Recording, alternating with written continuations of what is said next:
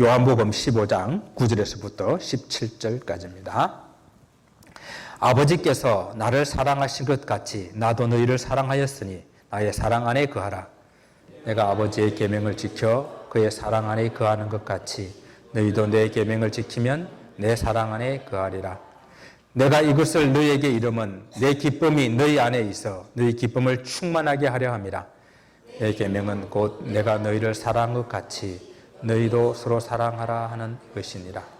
사람이 친구를 위하여 자기 목숨을 버리면 이보다 더 큰 사랑이 없나니 너희는 내가 명하는 대로 행하면 곧 나의 친구라. 이제부터는 너희를 종이라 하지 아니하리니 종은 주인이 하는 것을 알지 못함이라. 너희를 친구라 하였노니 내가 내 아버지께 들은 것을 다 너희에게 알게 하였음이라.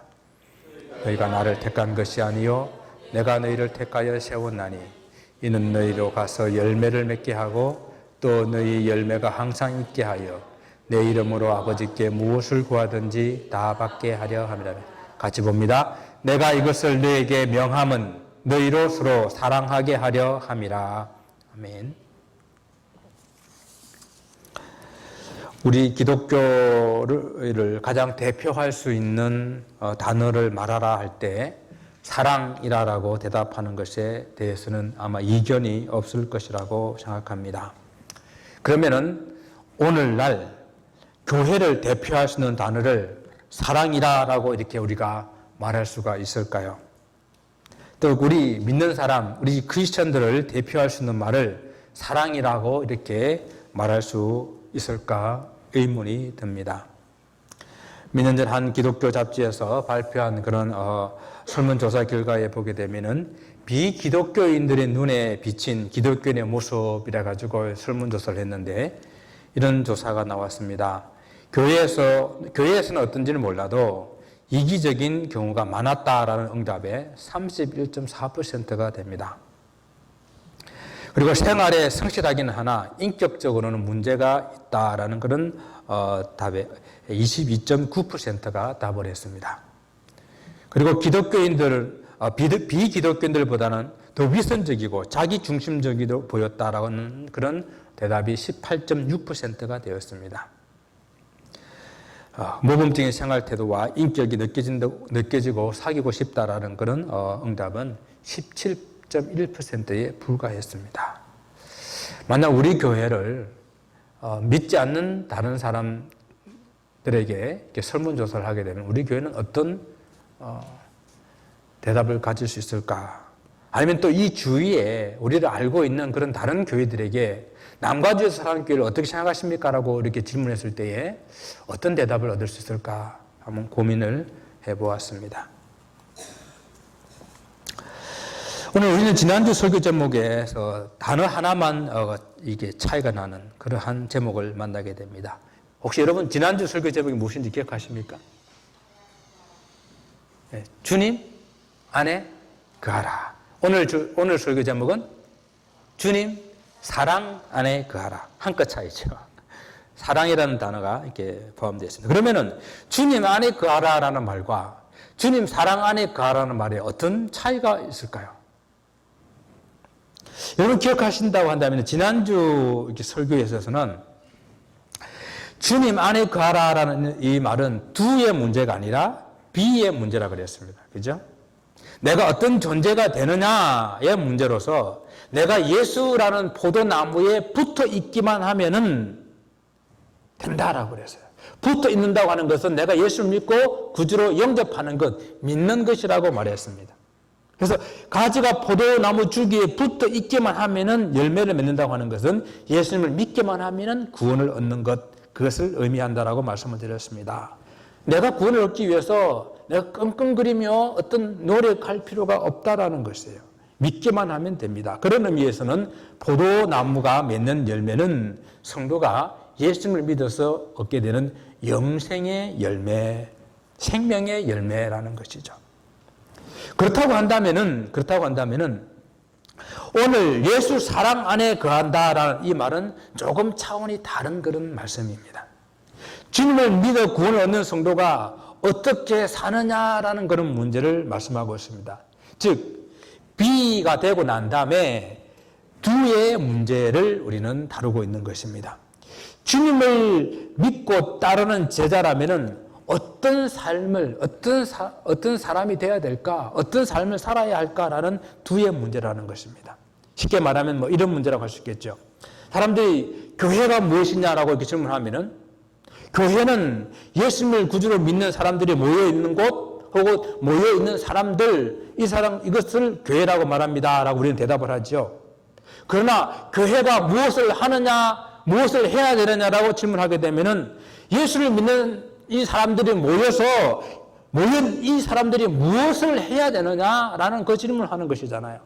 그러니까 지금 오늘 예수 사랑 안에 거하라라는 이 말은 우리 지난주 제목 설교 비슷하긴 하지만은, 그러나 오히려 그 내용은 요한복음 13장의 내용처럼 예수 믿은 사람이, 예수 믿은 성도가, 우리가 예수 믿은 크리스찬으로서 어떻게 살 것이냐 하는 이 문제를 다루고 있는 것입니다. 예수님께서는 요한복음 13장에서부터 16장까지 이 장을 통해 가지고 주님의 마지막 남은 그 시간들을 크리스찬이 되는 것과, 그리고 크리스찬으로 사는 것에 대한 이 이야기로서 주님의 그 설교를 계속하고 있습니다. 오늘 주님의 제자로서 살아가는 길로서 주님의 사랑 안에 거하라고 우리에게 말씀을 해 주십니다. 주님의 사랑 안에 거하는 것이 그러면 무엇인지, 또 어떻게 그 사랑 안에 거할 수 있는지, 또 내가 그 말씀의 뜻을 따라서 내가 어떻게 그러면 크리스찬으로서 하나님의 백성으로서, 하나님의 자녀로서 예수 사랑을 실천하는 그런 교회로서 어떻게 살 것인가, 그 문제를 우리가 한번 짧은 시간이지만 깊이 생각을 해보기를 원합니다. 주님의 사랑 안에 거한다라는 말씀을 이야기하게 될 때에, 지난주 우리가 살펴본 것처럼 거한다라고 하는 것은 그냥 1시간, 2시간 같이 있는 것, 한 달, 두 달 이렇게 같이 있는 것, 그런 것을 말하는 것이 아니라 지속적으로 계속해서 함께 생활하는 것, 그것을 말하는 것입니다. 그래서 그러한 모습으로 주님 사랑 안에 사는 것, 그것을 주님 사랑 안에 거하는 것이라고 우리는 이해할 수가 있습니다. 주님께서 우리에게 당신의 사랑 안에 거하라고 말씀하실 때, 그 거하라고 말씀하실 때에 무엇이라고 이렇게 말씀하시는지를 살펴보게 되면 9절 말씀을 한번 보시길 바랍니다. 9절 말씀 보게 되면요, 아버지께서 나를 사랑하신 것 같이 나도 너희를 사랑하였으니 나의 사랑 안에 거하라 라고 말씀합니다. 아버지께서 나를 사랑한 것 같이, 하나님께서 예수님을 사랑한 것 같이 나도 너희를 사랑하였으니 나의 사랑 안에 거하라. 그리고 10절과 12절에도 반복적으로 나타나는 단어가 있는데, 그것이 바로 뭐 하는 것 같이, 헬라의 카도스입니다. 뭐뭐 하는 것 같이. 이 뭐뭐 하는 것 같이라는 이 말은 또 다른 말로 표현하게 되면 뭐뭐 하는 것만큼 이렇게 표현할 수가 있거든요. 이게 하나님께서 예수님을 사랑하시는 것만큼, 그렇게 예수님도 우리를 사랑하셨으니 너희는 그 예수님의 사랑 안에 거하라 라고 이렇게 말씀하신 거예요. 그래서 우리가 예수님께서 우리를 사랑하신 것만큼 주님의 사랑 안에 거하라는 말은 다른 말로 주님의 사랑 행하라, 그 말씀이거든요. 주님의 사랑 안에서 정말 지속적으로 우리가 살다 보게 되면은 우리는 주님과 같이 그 사랑을 좀 알 수가 있고 그 사랑을 닮아갈 수가 있습니다. 사람은 보고 듣고 경험한 것을 이렇게 행할 수밖에 없거든요. 그래서 저는 이렇게 한번 정의를 해봤어요. 사랑은 엄격한 의미에서는 모방이다. 왜냐, 이 사랑이 왜 우리는 모방을 해야 되는가 하면은 우리 속에 원래 이 사랑이 없기 때문이에요. 성경은 이 하나님을 사랑이라고 말하고 있는 요한일서 4장 10절 말씀에서 하나님은 사랑이라고 정의하고 난 다음에 이 사랑이 우리에게 있지 않고, 사랑은 여기 있으니 우리가 하나님을 사랑한 것이 아니요 하나님이 우리를 사랑하사. 사랑이 우리에게 없었다고 그러는 거예요. 사랑은 원래 하나님께 있었다고 말하는 거예요. 그러니까 우리는 이 사랑을 모방할 수밖에 없는 것입니다. 사랑의 근원이 하나님께 있다라고 분명히 말씀하고 있습니다. 사실 이 세상에 있는 모든 것들은 다 모방을 통해서 어떤 새로운 것들을 만들어냅니다. 새롭게 개발한다고 하는 것도 자세히 보게 되면은 이미 존재하고 있는 그들로부터 아이디어를 얻는다든지 아니면 어떤 존재하고 있는 어떤 사물, 어떤 자연, 어떤 원리들에게서 가져온 것 뿐이잖아요. 아무것도 없는 데서 어떤 무엇이 생겨난 것은 딱 한 번밖에 없었어요. 태초에 하나님이 천지를 창조하실 때에. 그때만 아무것도 없는 무에서 유를 만드시고 그 다음부터는 다 있는 것들을 가지고 있는 원리를 가지고 만들어내고 응용하는 것입니다. 모방하는 것이라고 할 수 있겠죠. 우리나라 물건이 요즘에는 정말 세계에서 참 우리가 참 프라우드를 가질 만한 세계 최고의 그런 물건들이 많이 있지 않습니까? 그런데 이런 기술을 사실 자랑하기 전에는 옛날에 다 일본이나 미국 것들을, 외국 것들을 우리 다 모방해가지고 만들어낸 거잖아요. 한때 물건이 좀 싸고 질이 떨어지면 여지없이 딱 뒤를 이렇게 돌아보게 되면 뭡니까? 메이드 인 차이나 이렇게 돼 있잖아요. 그죠? 근데 이것은 옛날 이야기예요. 이제는 그렇지 않습니다. 값은 싼데 그 질과 성능이 꽤 좋은데 보면 메이드 인 차이나예요. 그만큼 많이 모방됐다는 이야기예요. 물건과 기술을 수출하고 또 모방해서 새로운 상품을 만들어냅니다. 그런데 있잖아요. 그런데 이렇게 모방을 하는데 절대 넘겨주지 않고 모방되지 않는 어떤 핵심 기술이 있어요. 그거는 어떠하든지 철통 비밀로 모방되지 못하도록 만듭니다. 이 핵심 기술은 다른 곳으로 넘어가지 않도록 보완합니다. 여러분, 종갓집 간장 비법은 며느리에게도 알려주지 않는다 그러잖아요. 제가 이스라엘에 있을 때에 이스라엘에서 이제 무기를 한국에 수입하고 그 무기를 사용하는 그런 기술을 이전받기 위해서 공군 관계자들이 이스라엘에 왔습니다. 처음에는 2주일 계약하고 왔대요. 그런데 지금 2달이 넘도록 기술을 이전받지 못해가지고 계속 이스라엘에 머물고 있으면서 저희 교회에 출석을 했어요. 물건은 팔아먹고 기술을 이전하는데 이 핑계대고 저 핑계대고 계속 넘겨주지 않는 것입니다. 어떤 외적인 것은 모방이 가능하고 또 모방이 가능하도록 열어두지만 절대 모방할 수 없도록 막아놓은 것이 있는 것처럼 우리가 이 세상 살아가면서 모방하고 싶은데 모방되지 않는 어떤 것이 있는데 오늘 그것이 하나님의 사랑이라고 말하는 것입니다. 하나님께서 예수님을 사랑한 것 같이 예수님께서 우리를 사랑하는 것 거기까지는 아무 문제가 없어요. 그런데 그 예수님이 우리를 사랑한 것 같이 우리가 서로 사랑하려고 하니까 문제가 발생하는 거예요. 여러분, 세상에는 모방할 수 없는 사랑이 있습니다. 하나님께서 예수님을 사랑하신 같이 예수께서 우리를 사랑하시는 것은 사실 문제가 없다고 말씀드렸잖아요. 자, 예수님께서 구약 성경을 한마디로 요약해서 가장 중요한 계명이 무엇이냐라고 하는 질문에 사랑이라고 대답을 했어요. 맞습니다. 이 예수님의 이 대답은 율법을 아주 열심히 연구하고 율법에 대해서 박사라고 하는 그런 율법 교사들, 그 사람들도 인정하는 이야기예요. 맞습니다. 옳습니다.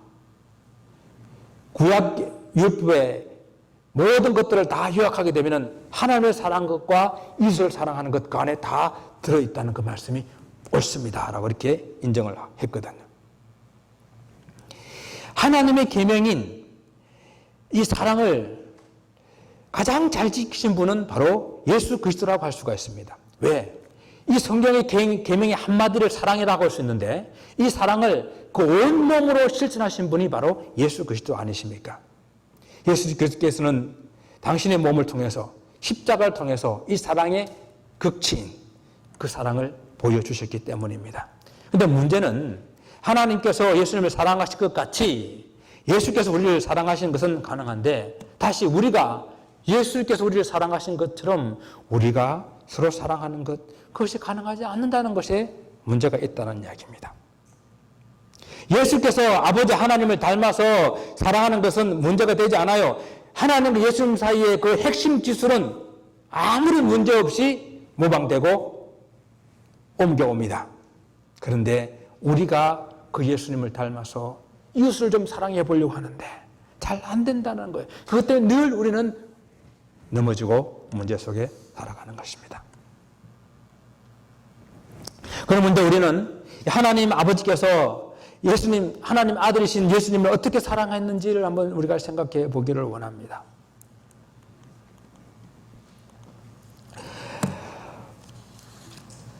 하나님께서 예수 그리스도를 얼마나 사랑하셨습니까? 성경에 많이 나오는 그런 이야기인데, 그런데 또 예수님이 이 땅에 오시기 전에 하나님께서 예수님을 어떻게 얼마나 사랑하셨는지 찾아보려고 하니까 자료가 별로 없어요. 여러분 혹시 아세요? 삼위 하나님 같이 계실 때에 우리 하나님께서 예수님을 얼마나 사랑하셨는지 좀 기록을 찾아보셨어요? 찾아보니까 잘 없는 것 같아요.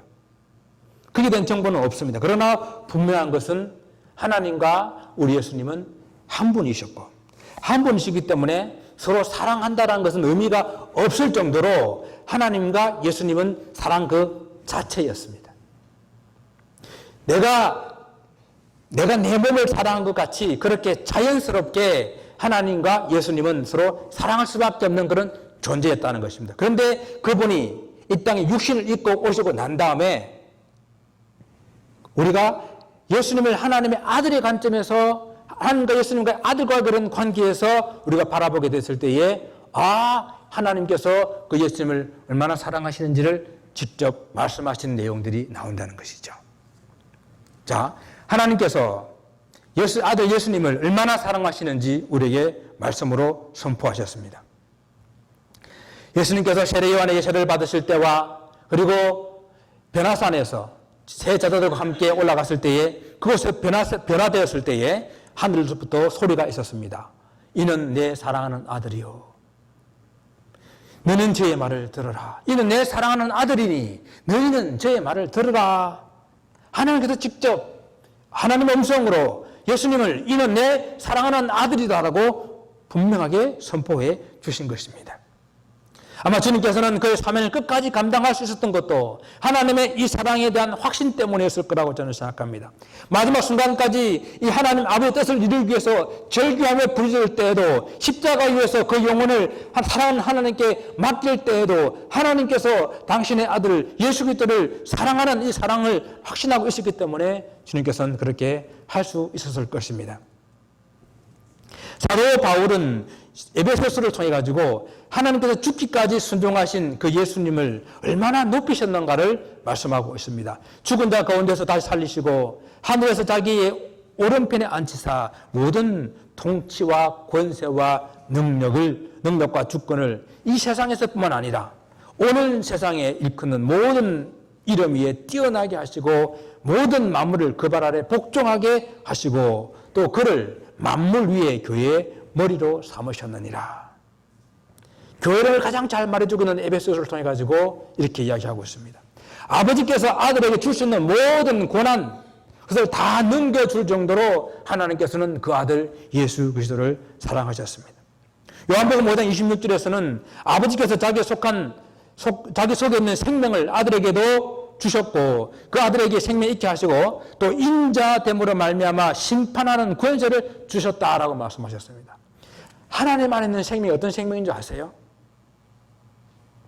창세기에서 흙으로 사람을 만드시고 그 코에 생기를 불어넣으실 때에 생기를 불어넣자 비로소 사람이 생명이 된지라 할 때에 그 불어넣으시는 생기 사람을 사람 되게 하는 생기 그것이 하나님의 생명이에요. 그 생명이 예수 그리스도 안에도 있게 하셔서 예수님도 그 생명으로 사람을 살릴 수 있게 하셨습니다. 하나님께서 예수님에게 주시는 생명이에요. 그리고 또한 마지막 인자됨으로 말미암아 심판하는 권세를 다 주셨다고 그랬어요. 마지막 아들에게 심판의 권세를 넘기심으로 말미암아 최종 고난까지 다 넘기실 정도로 이 정도면은 하나님께서 그 아들 예수 그리스도를 얼마나 사랑하셨는지 우리는 알 수가 있습니다. 그리고 예수님께서 또한 하나님께서 당신을 사랑하신 것 같이 우리를 사랑하셨다라는 것을 말씀하고 있습니다. 예수님께서 우리를 사랑하실 때 그 기준은 철저하게 하나님의 사랑이었습니다. 주님께서 하시는 모든 일은 스스로 하는 것이 아니라 아버지께 보고 듣고 본바를 행하는 것이라고 요한복음 5장 19절에서 말씀하십니다. 그래서 우리 주님께서는 하나님 아버지 영광을 위해서, 아버지 뜻을 위해서 이 모든 것을 행한다라고 이렇게 말씀하셨어요. 주님께서 하나님의 사랑을 그대로 본받아서 우리를 사랑하신 것입니다. 우리 예수님의 사랑은 우리를 사랑하시되 끝까지 사랑하신다 그랬잖아요. 이미 우리는 요한복음을 통해 가지고 예수님께서 우리를 사랑하신 그 사랑의 발자취를 계속해서 우리는 밟아오고 있습니다. 그리고 오늘 여기까지 왔습니다. 이제 예수님께서는 십자가를 지시기 전날 정말 고별 설교를 하고 계신 거예요. 이 고별 설교 가운데서 제자들에게 말씀을 전파하시는데, 내가 너희를 사랑한 것 같이 너희도 서로 사랑하라라고 이 고별 설교의 사랑을 말씀하고 있는 것입니다. 주님의 사랑은 지금까지 계속 되셨지만은 그 사랑의 결정체가 오늘 이 고별 설교를 하고 난 그 다음 날 주님께서는 십자가를 지심으로써 그 사랑의 결정체를 이루시게 될 것인데, 그 전날 밤 주님께서는 사랑하는 제자들에게 내가 너희를 이렇게 사랑한 것 같이 너희도 서로 사랑하라라고 말씀하신 것입니다. 주님께서는 십자가를 지심으로 우리를 얼마나 사랑하시는지 그 사랑에 대한 사랑을 확인시켜 주고 계십니다. 예수께서는 자기를 비워서 종의 모습을 가지셨고 죽기까지 복종하심으로 하나님께 당신을 얼마나 사랑하시는지, 우리를 얼마나 사랑하시는지를 확인시켜 주셨다라고 요한일서 4장 9절에서 말씀하고 있습니다. 정말 멸망 가운데 빠져 있는 그런 우리 인생들을 구원하시기 위해서 당신의 생명을 다 내어놓으신 그 사랑입니다. 이 예수님의 사랑이 얼마나 크고 위대한지, 인생이 얼마나 희생이 깊은 건지 우리에게 말씀해 주고 있습니다. 사실은 우리는 이 사랑을 미처 다 깨닫지도 못했음에도 불구하고 사도 바울은 우리가 아직 죄인되었을 때에, 그 가치도 깨닫지 못하고 있을 그때에 그리스도께서 우리를 위해서 죽으신, 자기의 사랑을 확정하셨다라고 로마서 5장에서 이렇게 말씀을 하고 있습니다.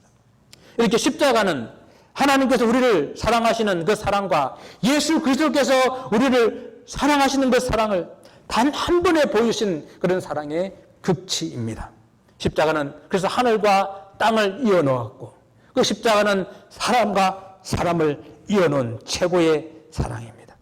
주님께서 이 십자가의 사랑을 우리에게 보여주시는 바로 그날, 그 전날 밤, 내가 이렇게 사랑하니 너희도 서로 사랑하라라고 이렇게 말씀해 주셨습니다. 주님께서 이렇게 우리를 사랑하신 것 같이 우리를 서로 사랑하라고 말씀하셨는데, 하나님의 사랑하심 같이 예수께서 우리를 사랑하시라는 것에는 다시 한번 말씀드리지만은 문제가 없었어요. 그 없는 것을 우리는 이미 살펴보았습니다. 그러면 예수께서 우리를 사랑하신 것 같이 우리도 서로 사랑하는 것, 이 문제를 어떻게 해결하면 좋을까요? 오늘 이 사랑에 대한 요구는 우리가 수없이 들어왔고 이미 들었던 말씀만 우리가 순종해도 우리는 아마 우리 모두 다 노벨 평화상 받을 만한 사람들일 거예요. 얼마나 이 말씀 많이 들었는지, 얼마나 이 설교를 많이 들었는지, 이것만 실천했다고 한다면, 여러분, 대선 수년인가 우리의 차이가 어디 있습니까? 이것을 실행했느냐 안 했느냐의 차이입니다. 정말 그의 온 삶을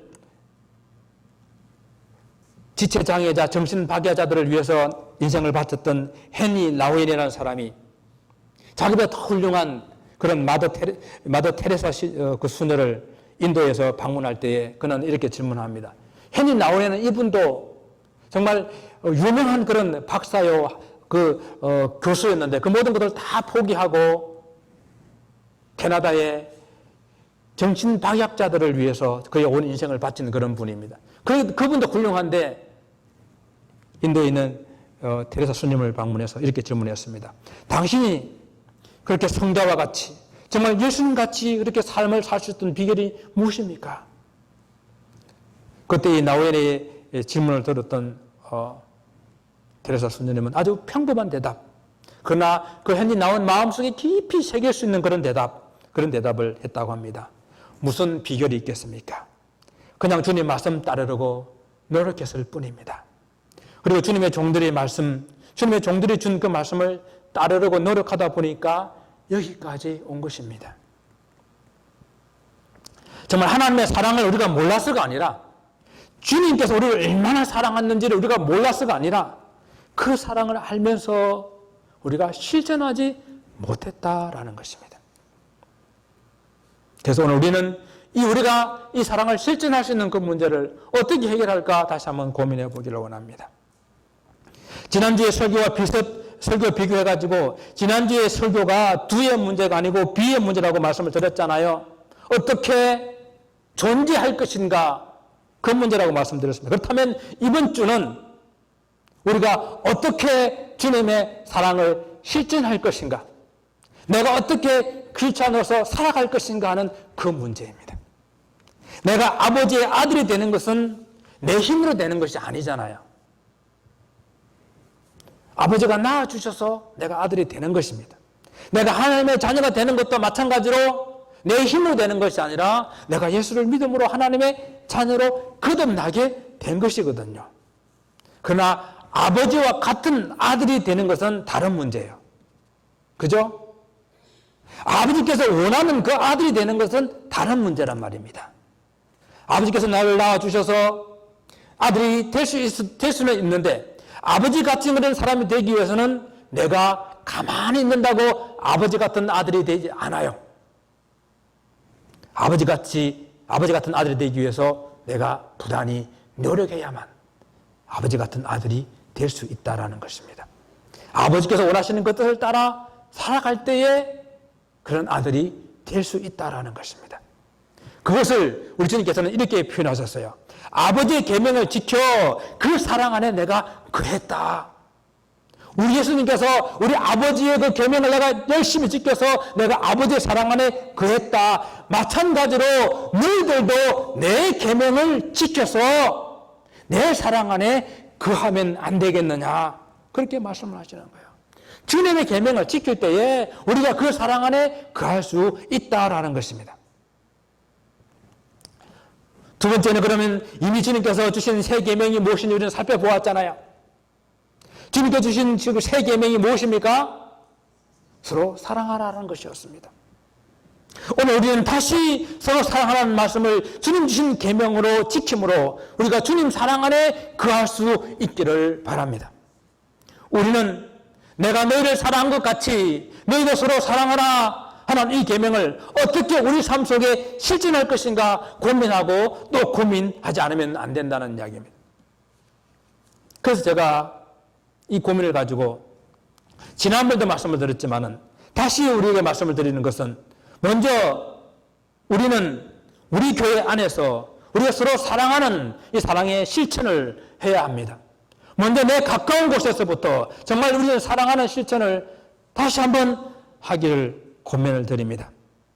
교회에서 늘 사랑에 대해서 말씀하고 또 사랑하라고 말씀하는 것을 듣고 흘려버리기 때문에 우리의 생활에는 전혀 그 사랑이 실천되지 않는 것입니다. 정말 오랜 기간 동안에 교회를 다녀도 이 문제가 해결되지 않았었.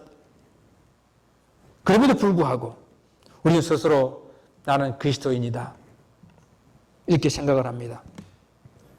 내가 그리스도인이라고 말하는 것은 물론 자기가 분명한 나는 그리스도인이다, 나는 예수를 믿는 사람이다라는 확신 중요합니다. 그런데 그만큼 또 중요한 것이 뭔가 하면 다른 사람들이 나를 바라볼 때에 정말 저 사람은 그리스도인이다 그렇게 인정을 해야 되지 않겠습니까? 요한복음 13장 35절에서 너희가 서로 사랑하면 이어서 모든 사람이 너희가 내 제자인 줄 알리라 이렇게 말씀하셨거든요. 다른 사람이 우리를 예수님의 제자라고 불러줘야 하는데 그렇게 전혀 인정하지 않는데 우리들끼리 우리는 그리스도인이야, 우리는 참 그 크리스천이야 라고 말을 하고 있다라는 것입니다. 오늘 다른 사람이 우리를 예수님의 제자라고 불러주는 그 방법이 무엇이라고 말씀하셨습니까? 우리가 서로 사랑하는 것입니다. 교회의 사랑이 넘쳐서 교회 바깥에 있는 사람들이 우리 교회를 바라볼 때에 저 교회는 참 사랑이 많은 교회다. 예수 사랑이 넘치는 교회다. 정말 저들은 주님의 제자들이다. 그렇게 인정해주는 교회 되기를 주님 이름으로 축원을 드립니다. 세 번째는 주님께서 본문 13절 이하에서 어떻게 우리를 사랑하셨는지에 대한 한 예를 설명하시면서 이 말씀을 하셨습니다. 사람이 친구를 위하여 자기 목숨을 버리면 이보다 더 큰 사랑이 없나니 너희는 내가 명하는 대로 행하면 곧 나의 친구라. 여러분, 정말 친구를 위해서 목숨을 버리는 이 사랑, 이 세상에서 가장 숭고한 사랑으로 주님께서 말씀하시면서 이 사랑을 우리에게 말씀하십니다. 그러면서 주님께서는 제자들을 더 이상 종이라 부르지 아니하시고 친구라 불러주셨습니다. 주님께서는 제자들에게 당신의 모든 것을 다 감추지 않고 다 말씀하셨기 때문에, 그리고 제자들을 위해서 기꺼이 목숨을 버리셨기 때문에 그 제자들을 친구라 불러주신 것입니다. 자, 여기서 우리가 한 가지 질문을 드리겠습니다. 그러면은 우리도 예수님의 말씀처럼, 예수님처럼 주님의 친구가 되기 위해서 목숨을 버려야 합니까? 어떻게 보게 되면 그렇게 대답해야 될 것 같아요. 예수님을 위해서, 진정 친구가 되기 위해서 나도 목숨을 버려야 될 것 같습니다. 이 말씀을 우리가 좀 잘 이해하기를 원합니다. 오해는 하지 마시고요. 제자들도 주님을 위해서 목숨을 버려야 친구가 지금 될 수 있다는 것이 아니라 주님께서는 이미 제자들을 위해서 목숨을 버리실 것을 다 계획하시고 제자들을 친구라고 이미 불러주셨습니다. 주님께서 당신의 모든 것을 다 제자들에게 알게 하시고 너희는 이제 더 이상 종이라 하지 않고 내 친구라고 불러주셨습니다. 주님께서 제자들을 택하고 세우셨고 주님께서 그들을 친구 삼아 주셨다라는 것입니다. 제자들이 할 일은 주님께서 친구라고 불러주셨고 친구라고 해주셨기 때문에 그 친구 관계를 어떻게 유지하느냐 하는 거예요. 그러기 위해서는 주님의 사랑 안에 거하는 것이고 주님의 사랑 안에 거하는 것은 곧 주님의 계명인 사랑을 실천하는 것이다 라고 우리에게 말씀해 주고 있습니다. 자, 처음부터 우리가 주님을 위해서 목숨을 버리는 사랑을 행할 수 있는 것이 쉽지 않아요. 또 주님께서도 우리가 그렇게 처음부터 그렇게 할 수 없다는 것 아시기 때문에 주님께서 우리를 친구로 부르셨다고 나를 위해서 목숨을 버리라 라고 바로 요구하시는 것이 아니라고 저는 생각합니다. 우리가 서로 사랑해야 한다는 것의 그 기준을 처음부터 바로 이 주님께서 우리에게 하신 것 같이 하려고 하니까 너무 수준이 높아서 엄두가 나지 않는 것 같습니다. 우리가 저도 그렇지만은 부모님의 사랑을 늘 이렇게 받고 자라지만은 그 부모님의 사랑을 다 이해하고 좀 또 우리가 다 그 부모님의 사랑을 따라할 수 없는 것 같아요. 그러다가 나중에 결혼을 해서 자식을 낳아 들여다보게 되면은 그 사랑을 조금 이해하고 또 그 사랑을 조금씩 자식에게 내리사랑으로 닮아가는 것 같아요. 저는 이곳에서 우리가 서로 사랑하는 것도 이와 같은 원리가 아닐까 생각합니다. 아마 주님께서도 우리가 서로 사랑하라고, 주님의 사랑 안에 거하라고 말씀하시면서 그렇게 주님의 사랑 안에 거하여 주님의 사랑하다 보게 되면은 주님의 제자인 줄 알게 되리라 하신 이 말씀이 그런 뜻이라고 제가 생각을 하면서 서로 사랑하라 하는 이 주님의 계명을 지킬 때에 우리는 주님의 사랑 안에 거하면서 그 하나님의 사랑을 조금씩 모방해 나갈 수 있지 않을까 생각합니다. 모방할 수 없는 것이 아니라, 절대 모방할 수 없도록 핵심 가치를 막아놓은 것이 아니라, 한꺼번에 그 사랑을 우리가 다 모방할 수는 없지만은 천천히 시간을 가지면서 쉽게 모방할 수는 없지만은 모방할 수 있도록 해놓으신 것이 아닌가 생각합니다. 저는 정말 우리 교회가 정말 주님의 몸된 교회라고 불러질 수 있는 것은 서로 사랑하는 것이라고 생각합니다. 물론 좋은 교회다 이렇게 평가할 수 있는 기준은 여러 가지 있겠죠. 여러분 어떤 교회를 좋은 교회라고 생각하십니까? 교회가 믿지 않는 사람들에게 복음을 전파하는 그런 사명이 가장 중요하다고 생각했을 때에 좋은 교회의 기준이 무엇일까요? 저는 그것이 교회가 그리스도의 참사랑을 실천하는 것이라고 생각합니다. 그 이유가 무엇이든지 간에, 그 이유가 어떤 것이든지 간에 교회 안에서 목사와 장로들이 싸우고 장로들과 안수집사들이 패를 만들어 싸우고 성도들 간의 싸움과 불화가 끊이지 않는다면 어떤 사람이 그 교회를 좋은 교회라고 찾아올 수 있겠습니까? 아무리 그 모습이 화려하고 웅장한 건물을 지어놨다 한들, 그럼 오해하지 마십시오. 그렇다고 좋은 교회 되는 조건으로 정말 그 교회의 예배가 살아있고 은혜롭고 기도와 말씀과 찬양이 살아있는 그런 교회가 좋은 교회가 아니냐는 말씀이 아니에요.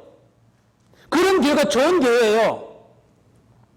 그런데 교회의 본질이 복음 전하는 것이고 믿지 않는 영혼들이 찾아와야 되는 그런 곳이라고 생각했을 때에 어떤 모습이 비추어져야 믿지 않는 영혼들이, 믿다가 낙심한 사람들이 다시 교회를 찾아오겠느냐 하는 것입니다. 정말 주님의 몸된 교회 안에서 서로 사랑하지 못한다고 한다면 무슨 교회가 이웃을 사랑하고 세상 가운데 빛과 소금의 역할을 감당하겠습니까? 이 설교를 준비해서 많이 고민했습니다. 서로 사랑하는 말, 이 말이 상대방이 나를 사랑해야 한다는 그런 조건적인 사랑이 아니라는 것, 그 조건적인 사랑을 말하는 것이 아니라 너희들 안에서 먼저 너희들끼리 서로 사랑하는 그것이 필요하다는 말씀이라는 것 사실이죠. 주님께서 보여주신 사랑이 조건적일 때를 보셨습니까?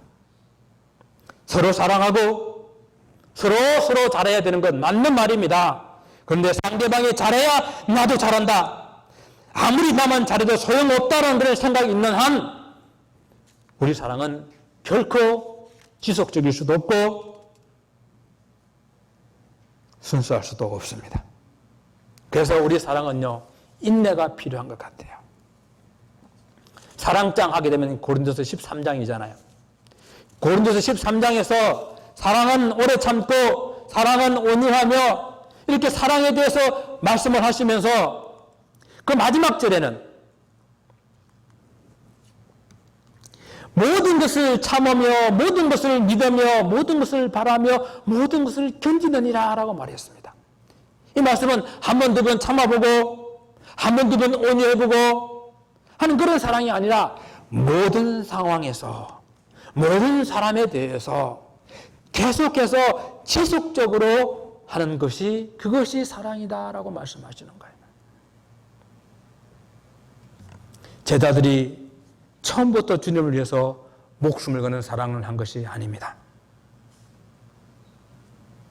우리가 알다시피 주님께서 하신 말씀을 일지간히도 깨닫지 못했잖아요. 주님의 마지막 주간 그 예루살렘 오는 그 시간까지도 그들은 누가 더 크냐, 누가 더 높은 자리에 앉느냐 다투고 있었잖아요. 주님께서 잡히실 때도 다 배반하고 도망가지 않았습니까? 그러나 주님께서 그들을 사랑하시되 끝까지 사랑하시고 기다려주시고 권면하셨을 때에 이런 주님의 사랑이 있었기에 처음엔 좀 어설프고 실수하기도 하고 실패하고 넘어지기도 했지만은 그들은 조금씩 조금씩 변해갔던 것입니다. 주님께서 예루살렘을 떠나지 말고 보혜사 성령을 기다리라고 하신 말씀을 믿고 기다렸더니 오순절 성령을 받게 된 것입니다. 근데 오순절 성령 받았다고 다 한꺼번에 변했을까요? 저는 그렇게 생각하지 않습니다. 베드로와 요한 같은 핵심적인 제자들이 변하고 또 그 변한 것을 보고 다른 제자들을 변하고 또 그들 보고 일곱 지사들도 변하고 이렇게 변화돼 가지고 예루살렘 교회가 사마리아 땅끝까지 이르러 복음 전하는 그런 교회가 되지 않았겠습니까?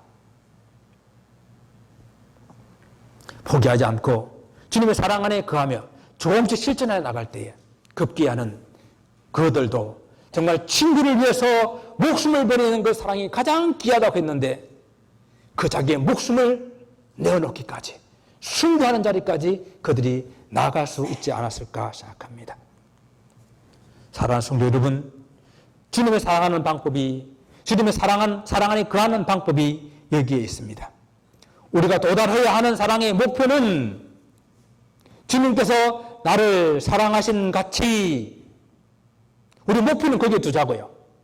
주님께서 나를 사랑하신 같이, 그게 우리의 목표를 두지만은 그 시작은 바로 지금 내 옆에 있는 사람에게서부터 그 사랑을 실천하기를 원합니다. 주님의 사랑 안에 거한다는 것은 한 번에 목숨을 바치는 그런 사랑을 할 수는 없지만은 그냥 한 걸음씩 주님께서 하시는 사랑을 따라하는 것이요, 닮아가는 것이요, 모방하는 것입니다. 반드시 실패하고 넘어지는 일이 있을 것입니다. 그럼에도 포기하지 않고 계속해서 주님의 십자가를 바라보고 주님께서 나를 사랑하신 그 사랑이 어떠한지를 잊지 않고 그 사랑 안에 간다고 한다면 우리가 그 사랑을 닮아가게 될 것입니다. 여러분, 사랑도 훈련이라 그러잖아요. 그렇잖아요? 남녀 간의 사랑도, 부모와 자식 간의 사랑도, 부부 간의 사랑도 훈련을 통해서 표현할 줄 알게 되고 방법도 알게 되고 그리고 사랑의 습관을 이렇게 가지게 되는 것입니다. 중요한 것은 우리가 포기하지 않는 것입니다. 주님께서 나를 사랑하신 것 같이 우리도 서로 사랑하기 위해서 그분의 사랑 안에 거하는 길이 여기에 있습니다. 일단은 먼저 우리가 우리 교회 안에서 가까운 사람들끼리 서로 사랑하자고요. 바로 내 이웃에 있는 나의 부모, 나의 형제자매, 나의 가족부터 사랑하자고요. 그래서 일단 우리 교회가 사랑하는 교회로, 사랑이 많은 교회로 소문이 나기를 원합니다. 우리의 목장이 사랑 많은 목장으로 소문나서 사람들이 막 오고 싶어 하는 그런 목장, 사람들이 막 오고 싶어 하는 그런 교회가 되기를 소원합니다. 그렇게 해서 서로 사랑하고 하나 된 그런 50명의 성도들이 이웃 사랑을 실천하는 그런 공동체로 성장하고 세상의 빛과 소금이 되는 그런 교회로 성장해 나가기를 소원합니다.